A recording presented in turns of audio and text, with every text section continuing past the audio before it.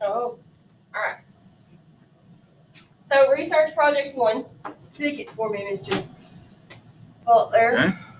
You're gonna pull up. Yep. Clear. Okay. So all you guys had to do was open up the encyclopedia there. Oh, I don't know. I did that. Sorry. I don't know. Which is this? Wait, research project Right here's the link. Yes, research project Yes. part 1. part 1. Part 1. Feel free to follow along, so we're all on the same page. Okay. 15 of you have turned it in. 10 of you have not. And you can cut and paste your answers from the website. I don't know why you wouldn't. That's what I did when I was making up the teacher copy of this. Just cut and paste. That's what all I you did have when to we did do. it last year. All you got to do. Okay. So the first slide, one Mr. Renoff's showing here, the first slide has the web link on every one of them. I also put it on the stream. There's no Yes. reason not to be able to find this website. Right? So we go to SS Police State. Which what we should do is turn those into hyperlinks next time. Yeah, no. They can click on this because they're on here. It's SS Police So SS State. Police State. So somebody tell me what our first question is. Yes, What ma'am. are the SS, what they do to people who oppose the Nazis?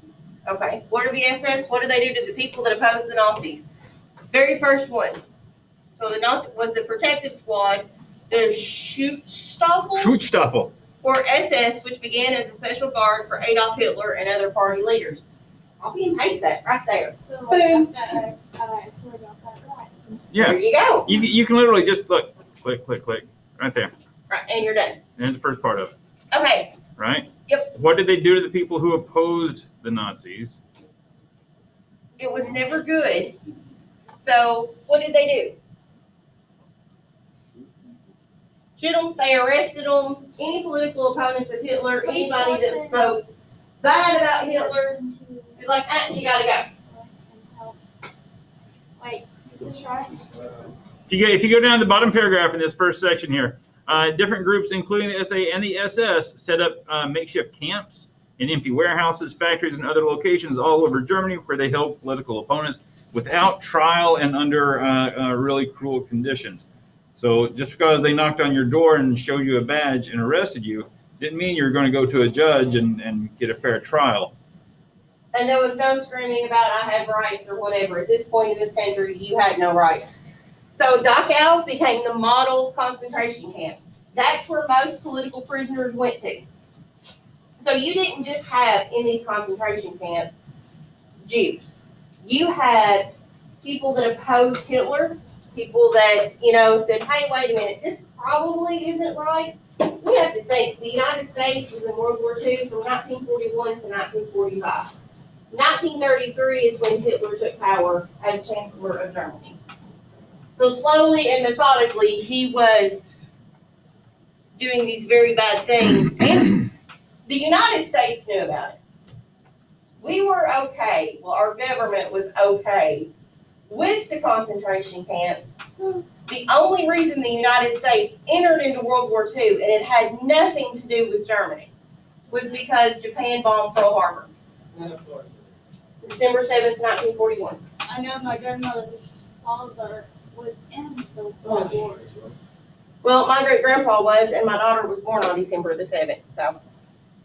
All righty. If you look, the folks that they were rounding up, aside from Jewish people, if you were considered an enemy of the state, an enemy of Germany, socialists, communists, union leaders, there's people in factories trying to, if you don't know what a union is, you're trying to get more power against the boss, right? Who are the owners of the factory. So the workers get together as a union so they can make demands and stuff. Trade union leaders, others who've spoken out against the Nazi party. That's usually professors, teachers, educated people that are saying, hey, this isn't good. These are the folks that were deemed the enemies of the party, and that's who they were going after. Okay, what's our next question? Next question. What was the role of the Gestapo? Who created or led them? When the Nazis came to power in 19... You know what? I'm going to show you a trick real quick. If you hit, on your computer, hit Control F on your keyboard, You get this little search bar up here, right? You go search bar. You just type in the word you're looking for, Gestapo, and There you go. it's going to highlight it within this document every time that word pops up. So you may, hopefully you read this whole thing, but then, instead of going through and reading the whole thing again, you can see where the word Gestapo pops up, so you can go back and see. Okay. So what they they were were. secret state police. They arrested political opponents who refused to obey Hitler's regime. So does anybody in here know of another country and another leader that used a lot of the same methods?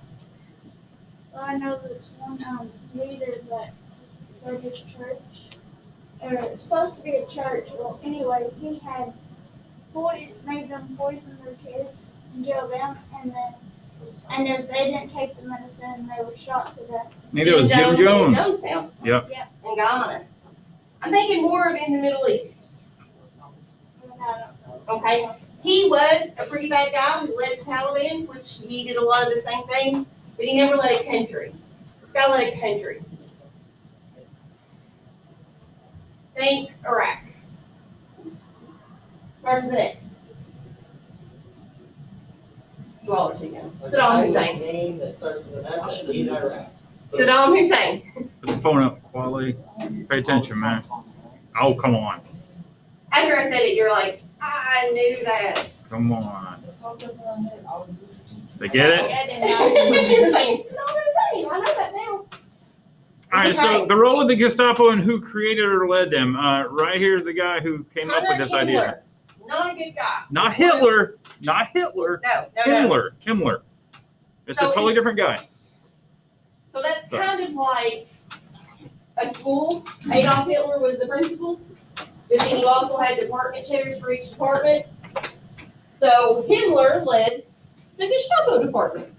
He was the assistant principal in charge of Yes, discipline, basically. basically. Basically, he decided who lived and who died. Well, Alright. the Gestapo were non-uniform. These were guys that showed up without a badge. They're just wearing a hat. They give you the little Nazi salute, and they start asking you questions. Usually, it didn't really matter what your answers were. If they showed up at your doorstep, they're already kind You of were marked you already guilty. headed out the door. Yeah. So I know this is off topic, but I wonder if he only got hit in the face when someone was saying this. Yes, constantly. It was total slapstick in Nazi Germany. It's like a Three Stooges sketch. Super funny country. I would pay to watch that. Okay, so does everybody have that first section done? There's no reason not to have this first slide done because we just did it with you. We just did it with, yes. So you should have had this section done. If no other slide, you should have this one. Do what? Good. Alright, and then last week. If you and that's another thing. If you've already turned it in, you can go in and unsubmit it and pull Yes. this back up and look at it. And look at it and then change your answers if you need to. Yeah. Because I had some that every answer, like I checked a couple yesterday, and every answer was Hitler Yeah. or Jews or concentration camp, and that was all the answers. Oh, oop. They must have really not wanted to. Okay. So We'll get there. go to that section, Nazi propaganda And and censorship. censorship. So what's propaganda? The, like, Why did I do boost the that? stage for, like, further rallies. Right. So there are posters and all that stuff. Very good quality. So what's censorship? Right. Censor the media and keep the truth from getting out. Very good, Elijah. Censorship. Can't talk about it. It's kind of like Fight Club. First rule of Fight Club, you don't talk about it? I heard that. Well, very few people would get that. So what did the Nazis do to any viewpoint? Any viewpoint they felt threatened by, any viewpoint that went against the party line, what Germany is putting out there to the public, how did they control that? What did they do? They would, Radio stations. Radio station. They controlled the radio. So if you turn on the radio in your car, the radio you got is for your family sitting around the fireplace listening to it. You're hearing what they want you to hear. You're not hearing the news. You're not hearing the real stories. Huh? They did not have freedom of press. No such thing in there. The press had no such thing as freedom. Yeah, Germany's nothing like the United States. Absolutely not. Today, probably. Back A then, little closer, a lot closer today. No, Back no. then, Back then you had almost no rights. But they controlled all media. They controlled newspapers. They made their own movies. The Nazi Party made their own movies that put this viewpoint out there of we are this master race and everything we're doing. Say again. Also in taught to children. Books. Yeah. They made children's books. They made like little children's books for They little even kids. made a movie That's fine. about the Titanic where I thought They bombed didn't the like Titanic. those things. They like some They books. did not burn like the they sent Titanic. torpedoes in the Titanic and they were great for that. Does anyone feel like they're commentating something? Okay, I feel like they're stupid or something. No, they knew what they were doing. They were just trying to get this viewpoint out that they were the perfect Correct. people and that they were this all-controlling race. exactly. I guess we're not so different. And you have to think though, was Adolf Hitler bad guy? Like if it was an Amazon review, 1 star would not recommend. But think about what he did. He was short. He was about 5'6" or 5'7". Black hair, not in good health. Failed art school. Failed art school. Like was kicked out of the army. Not a good guy. Not a successful person. I mean, But he convinced more than half of Europe that he should lead them. That the master race, the greatest people in all, if you look at men, were like 6 feet tall, muscular, athletic, Blonde, blue eyes. blonde hair and blue eyes. But he got to be their leader. And he was none of those. And he was none Yeah, of those things. he inhabited none of those qualities. But he It's to be a total jerk. How did he convince them that was the master race and he's not even a part of it? easy. It's all about the high charisma score. He gave these speeches and he would practice in the mirror for hours and hours and hours. Every hand gesture, every time he would pause, every time he would take a breath. So by the time he got in front of you and he started preaching his propaganda, you believed every word he said. And it's happened all throughout history. She was talking about Jim Jones. I mean, Lord, he got 1,000 people to commit suicide.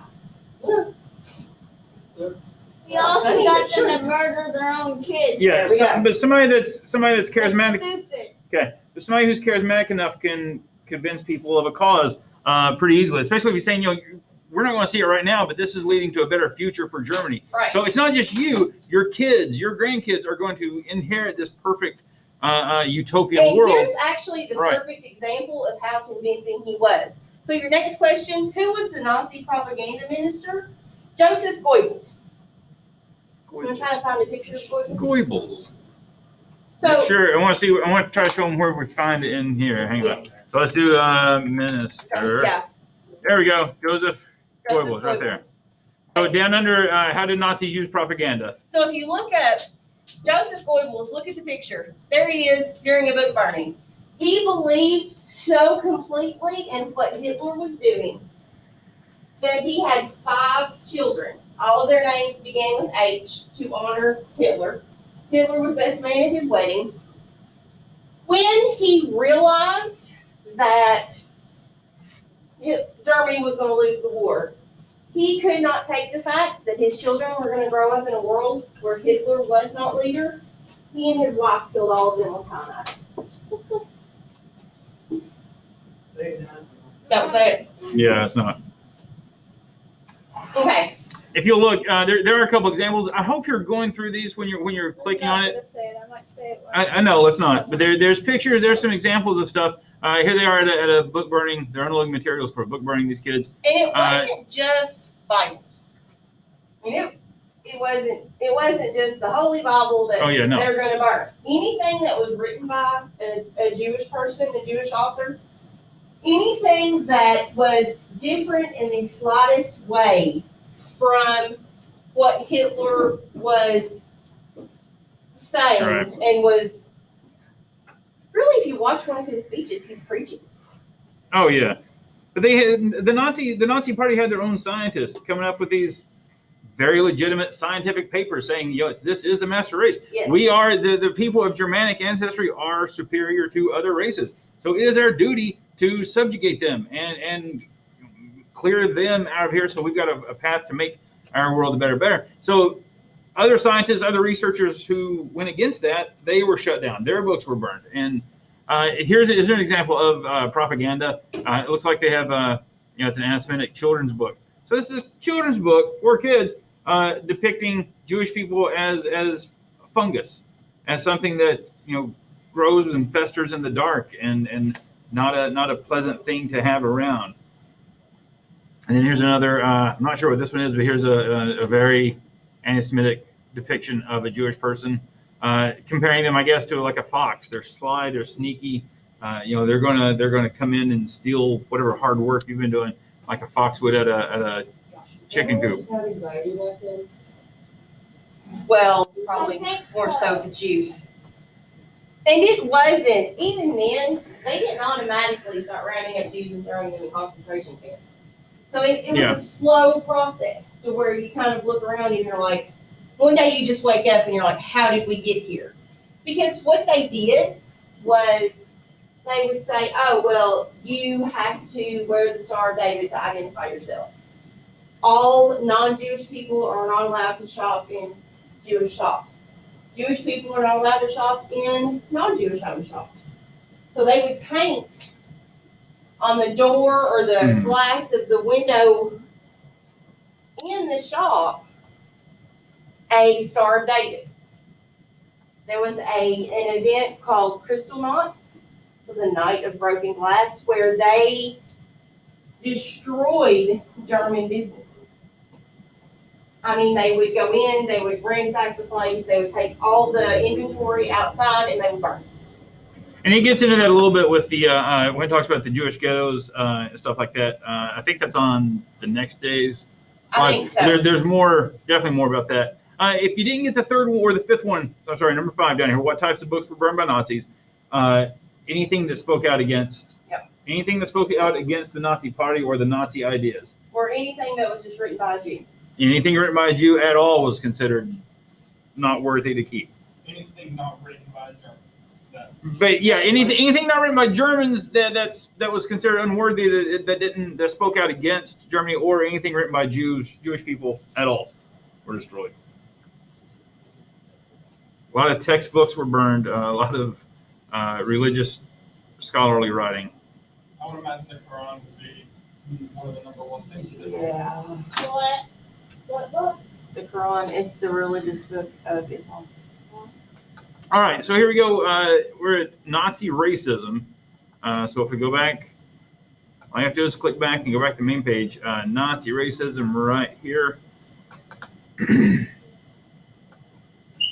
you start off with an example. They try really hard to show how they're right by these exaggerated diagrams and exaggerated stuff that looks scientific and trying to convince people. And it was even measuring like the dimensions of your head. Like they would measure how far you see them there. Like measuring, and it had to be a certain angle, And they would use this to test people. Like there would be a range. You walk Like in the hallway, and then Mr. Anonymous is what you need to measure. And he starts measuring like your brow bone and how far your eyes are set apart and things like that. And it starts asking about your family history. Were any of your grandparents Jewish? Did you have, or anyone in your family ever Jewish or anything else? Or Polish or anything else? And I mean, if you answer no to that stuff, there's consequences. They can haul you out and say, well, you're, 25% Polish.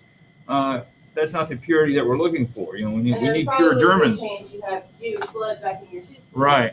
And that's one reason, there's a theory that one reason that Hitler invaded Austria first, which is a country to the south of Germany, and the first city he bombed was his hometown. Destroyed the churches in it. Because at the time, you didn't have like the clerk's office that you filed birth certificates in, or death certificates. The churches did it. So he destroyed these churches. And the theory is that there was proof that he was from Jewish ancestry. And so he destroyed them. So here it's asking, how did they put their racial ideology into practice? So first you want to know what their racial ideology was, and that's here in this first paragraph. He was obsessed with this idea of this pure race, this master race. That in the beginning, God created this perfect creature, and he just happened to be 6 foot tall, blonde hair, blue eyed, looked like Chris Hemsworth from Thor, and that would be the ideal Germanic man. And somehow through the years, racial Everybody cannot be the impurity. same person. No, not the same person, but that's the ideal. That would be the Aryan Superman, where everybody is strong, blonde hair, blue eyed, the perfect person. In their ideal. No such thing as a person. Sweetheart, this is what he convinced millions of people that there is. Stop. I'm not arguing. He convinced millions of people that yes, there is this perfect ideal, and man, if we just wipe out everybody else, that's what we'll be left with. So how did they spread it? The question was, how did they get it out there? So propaganda, like we talked about, like Wally said, the posters they put up, the radio programs you listened to, the ads that were on the radio. German scientists were out there like, hey, you gotta look like this. Newspapers and movies, they taught it in the classrooms. Right here in the second paragraph, I highlighted it for you. This is what you can copy and paste. They began to put their ideology into practice with the support of German scientists who believe the human race could be improved by limiting the reproduction of people considered inferior. And if you go on to read Roma, we usually call them gypsies, but people of Romanian descent, an ethnic minority in Germany, handicapped individuals, and we get into this in another slide here in a little bit. That includes the mentally ill, people born deaf and blind. In other words, you're saying there's no place for you in this world because you're not pure enough. We shouldn't have to lower our perfect population by having inferior people in there. So they got rid of them. That was the easiest thing for them to do. And when this all started, at first it was like if a German soldier was married to a Jewish woman, she was exempt. It was okay. But then the further into the war you got, and the further into, I guess, the further Hitler sank into madness, the soldiers and their wives and their children were all taken to concentration camps. Even if you were a quote unquote good German, if like it says down here in the bottom paragraph, after World War I, there were a lot of German soldiers in Africa. Well, you fall in love with someone and you bring them back home, and you live many years, and considering yourself a good German citizen, a good German soldier, and you married someone who is African, right? Even if your ancestry is pure and good, they're still going to say, well, you're messing up our perfect pure race here, the Aryan race. All right, what have we got next? The murder of people with disabilities. So what's euthanasia? Oh, one person. Oh, after you started, what was it? Isn't it like a painless lethal injection? Right. I don't know about Like, painless. if your dog got hit by a car, and you take them to be euthanized. What's euthanasia? We just It means put down. Put to It means sleep. put to sleep. Yeah. So you may hear when like a death row inmate is given lethal injection, he was euthanized. And this, before we get on this, this is this whole thing. I mean, we can say it's trigger warning. It's sensitive topic. It is. I know it is. We're not talking about this stuff to try to upset you. We're not talking about this stuff to try to make you feel bad. But it's something you should be aware. This happened in history. This happened not that long ago. This is in the 1940s. Yeah, this So has been 80 years ago. Yeah. Both of my grandfathers fought in World War II. So it's not like this was generations ago and this happened way in the past. So we don't have a record about it.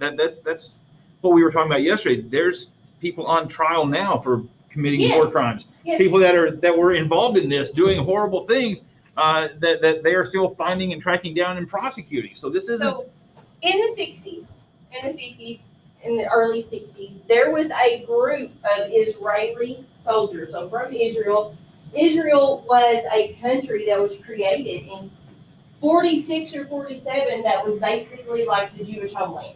So a lot of the Jews from Germany and Europe that had survived the war, they moved to Israel. There was a group called the Mossad. Or the one. And the Mossad's job was to track down war criminals that escaped. So you'll hear about Joseph Mengele. He was one that escaped, and he was not found until the 80s when he drowned off the coast of Brazil while swimming one day. You had Heinrich Himmler. You had Joseph Eichmann. I don't think Joseph was his first name. He was a really evil guy. But they continue even today to track these people down. Mr. Vaught and I were talking yesterday. I read a news article. They had arrested a 95-year-old woman in her nursing home for being a secretary at one of the concentration camps. So at what point do we say, wait a minute? I don't think that's right. That shouldn't be right. See, I don't think so either. First off, if you're to the point where you're getting the secretaries, I mean, like if it was Himmler or Eichmann or Hess, yeah, I get it. Like, lock them up. Honestly, in that position too, do you think they had a choice of that job as well? Well, here's mine.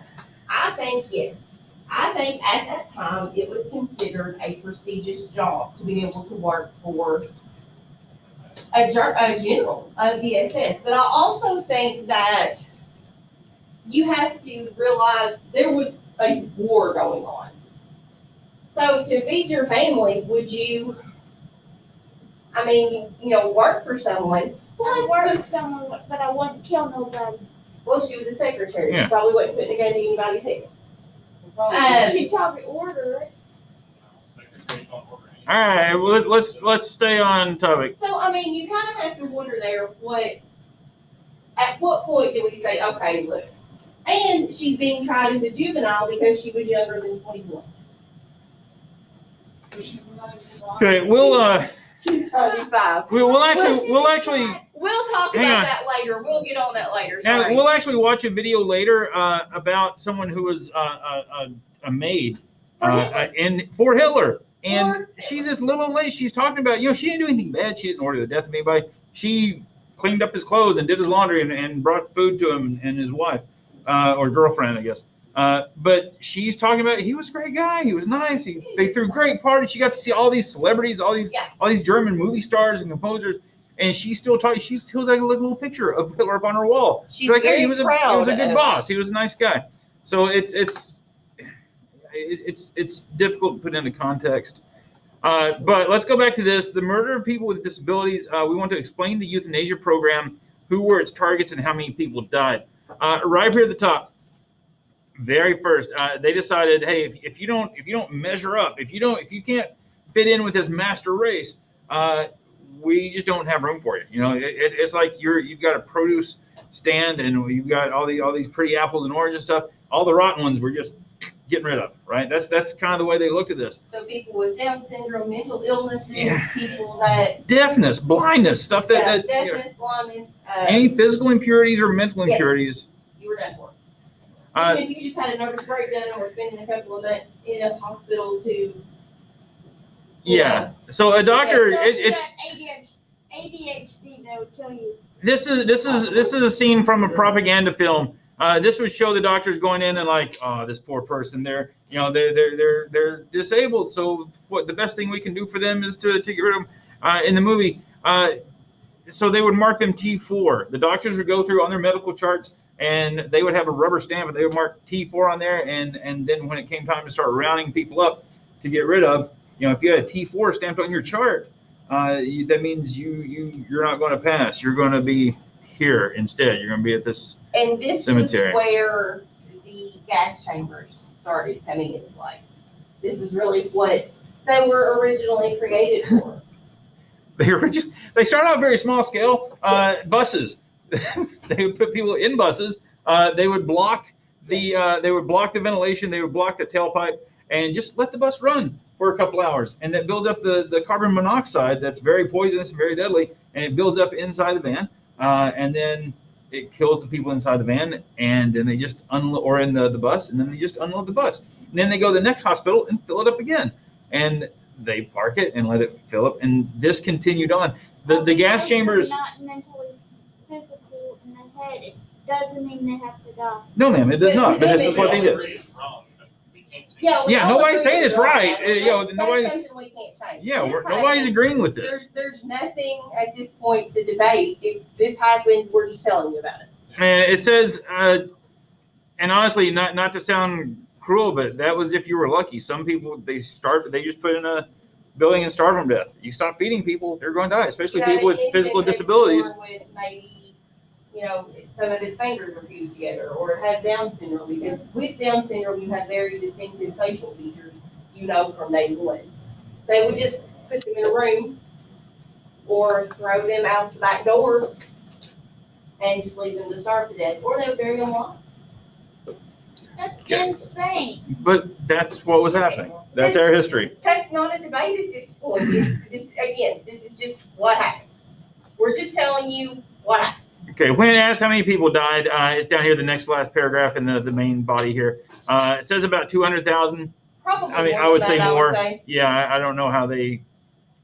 Only kept it Stop at that at number. 200,000. Here we go. Let's go on the next, and we're going to finish with this slide, so that way everybody's on the same page. We've at least got the first day's worth of slides done. So we want to go to the topic: German rule in occupied Europe. Feel free to follow along. All you do is go back and German rule in occupied Europe. All right. I wish we could increase the size of this map so you could get better. Let's see. We can no. Oh, you try to zoom in, makes that bigger. Okay. There's Berlin. There's Germany. Yep. France is over here. Switzerland. Gosh, get off there. Get off there. Okay. With Switzerland, I just want to say this real quick. Mhm. So Switzerland, the country, remained neutral. Like literally, they were like in the middle of everything. All of the fighting happened around them, and they were all like, "You do you, boo. I'm not." And luckily for the Swiss, for Switzerland, most of their, I guess, ethnic background is blonde hair, blue eyed. They Yeah. kind of fit the ideal. So Hitler kind of left them alone because hey, you one of us. Look like I want you to look. Yeah. Good. And so they didn't really feel a strong need to fight back either because they were being Hitler was left like, alone. Love your cuckoo clocks. Love your chocolate. We're good. Which How about chocolate? Sweden? Sweden was up here. I don't know how much they got involved either, to be I don't know honest. if they got I don't think much at all. Yeah, I don't think they got involved a whole lot. I think by the end of the war, there were probably This is the Nordic region of Germany. They were kind of considered the ideal. Again, kind of like Switzerland, but the Swiss, the Norwegians, Finland, they were kind of considered the ideal. they Again, were they all were, pretty much blonde haired, blue eyed. yeah. They were all good. Denmark, there was some fighting in Denmark. Ireland's clear. Huh? Ireland's clear. That makes no sense because Ireland is the majority. Well, but to get to Ireland, you'd have to go. For one, you got to cross water, and then you got to get into And Ireland. then You got have to to get cross to Great Britain. Britain, Yeah, which was Yeah, that was part of the Allied forces. Ireland didn't have or I guess still and does. Ireland really at that time was Yeah. part of Great Britain. Yeah, and it's not like they had a the whole military United- force to fight they back. call it They the were, United Kingdom. they were reliant on Great Britain's army and air force. So really, I guess Germany wasn't too worried about leprechauns and Lucky Charms. Right. Let's see. Where is? Spoiler. Here's Poland. Okay, so this is Poland. A lot of second largest population of Jews, or no, the largest That population of was, Jews yeah. came from Poland. The rest were from the Soviet Union. A lot of Jewish people in the Yeah. Soviet Union. A lot of Jewish population in this area, right? And we're going to get into And that the later. majority of your concentration camps, of course, Auschwitz is in Germany. And it's really the largest. Like, I think it's estimated 1.5 to 2 million people were killed at Auschwitz. Like, when you went there, you died. I think it was like 5% survival rate out of Auschwitz or Yeah. something like. It was a ridiculously low amount. But Okay. a lot of them were in Poland. There were whole cities wiped out in like Czechoslovakia, places like that. Starts with a V. Do you know the city I'm talking about? Vienna? No, Virginia? Valadares or something.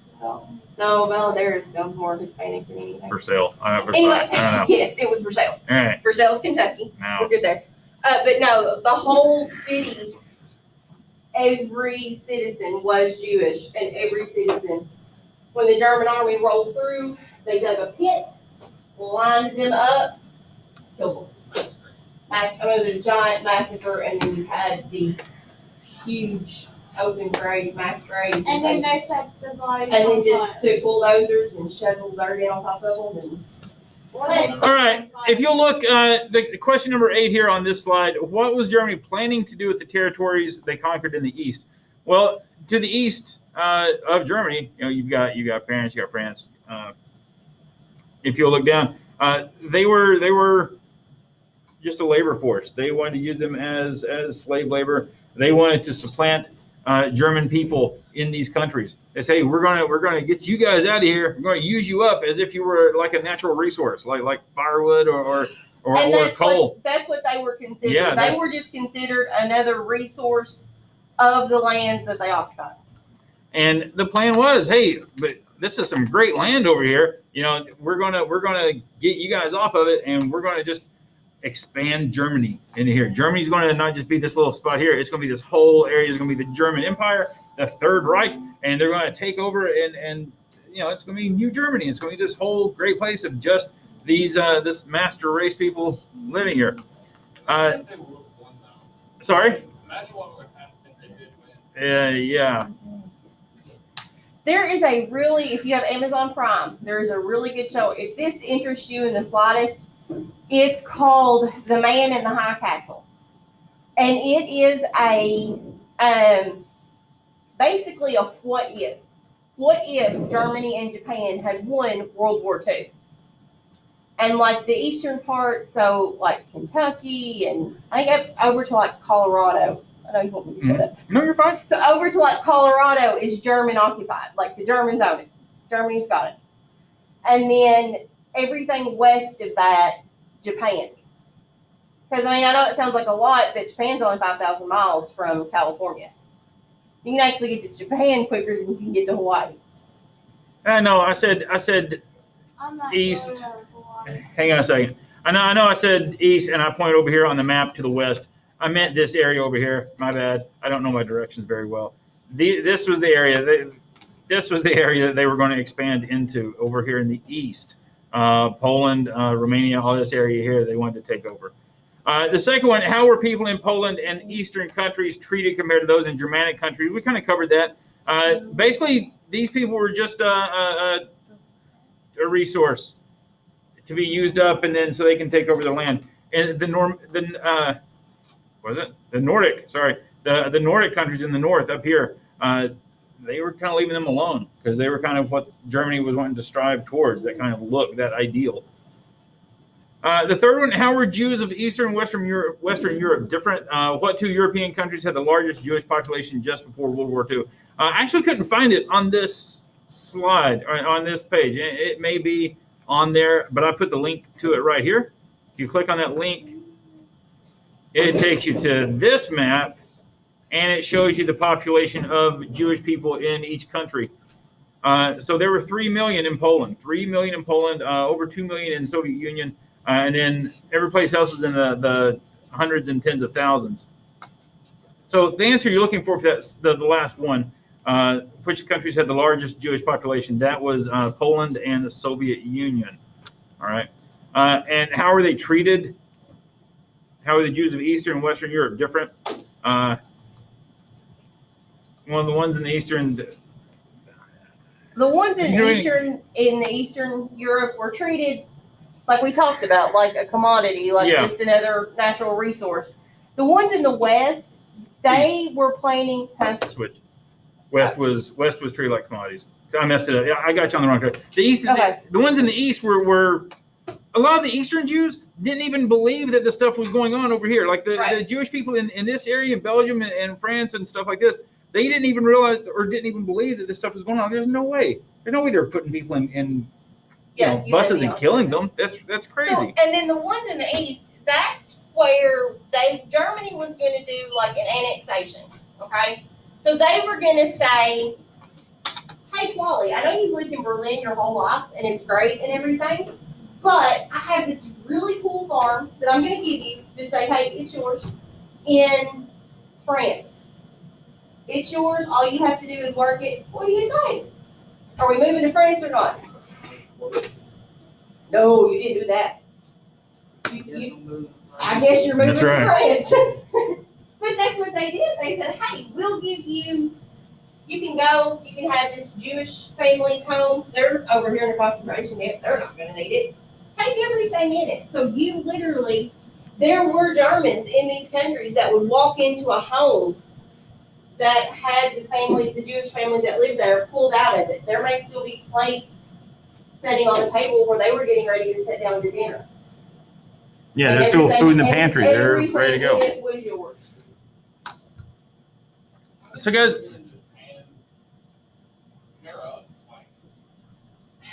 Japan kind of saw, hey, maybe they're onto something, or maybe they're going to win. They basically took the bet that Germany's going to win. Yeah. You know, it like watching a basketball game. It's like, okay, they come in halfway through and they see, you know, one side kind of winning, and they were at that point.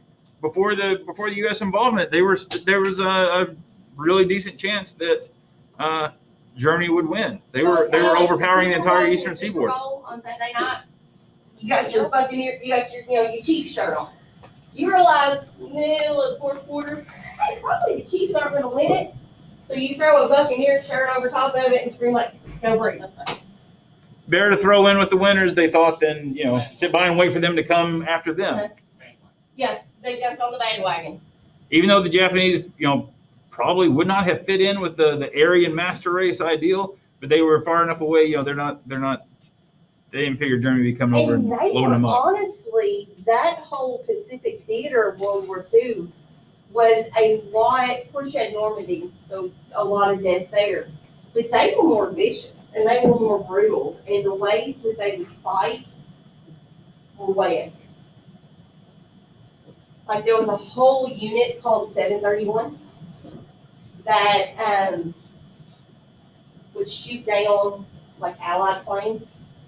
And they would do experiments on the soldiers. Like they would cut them open and start digging through their intestines and stuff while they were still alive and screaming on the table. That is disgusting and creepy. So- They were not a nice group either. But really, you hear more about this part of it. And Yeah, especially for the purposes of this unit, this book, it's going to deal more with Yeah. the German and side I of it. had a student year before last was from Germany. She name was Lisa. She said that they didn't study World War II. She lived in Berlin. They didn't study World War II. They didn't ignore that it happened, but they were like, It's not. "Yeah, we did a bad thing," and then that was really all they talked about. If you keep up with the German media, they're always trying to censor the Yeah. origin because it's an awful thing that their country's past and they don't forget about it. Guys, I'm going to go ahead and stop the recording here. Make sure you filled out, God, everybody, we've gone through it step by step. You've got the first day from last Wednesday. But this is all it is. We're just trying to show you the answers are right there. All the other ones, you don't have to sit and listen to us talk to you about it. It's right there. You go through, you find it, find the answer, put in. But for the quiz that we're going to have at the end of the week, if we're here, it's going to be over this stuff. The questions are directly from these slides, okay? From all 4 days worth. The questions for the quiz are directly from the slides. The answers are directly from that website that we've been talking Yes. about this whole time. So there's no reason for anyone and not it to does do well. actually have a lot of interesting Yeah. videos and stuff on it. So yeah, and I know we've just kind of picked and chosen different ones to take questions from. Feel free, man. Take some time, understand this stuff. Go through these articles. Like I said, some of them have videos, some of them have audio that goes with them. But it's going to help you understand what's going on. But unless you have any questions, we're going to go ahead and stop the recording and Once you guys Need kind a of break work with on that, it. and you guys work the rest out on your own. Yeah, Yes. all right.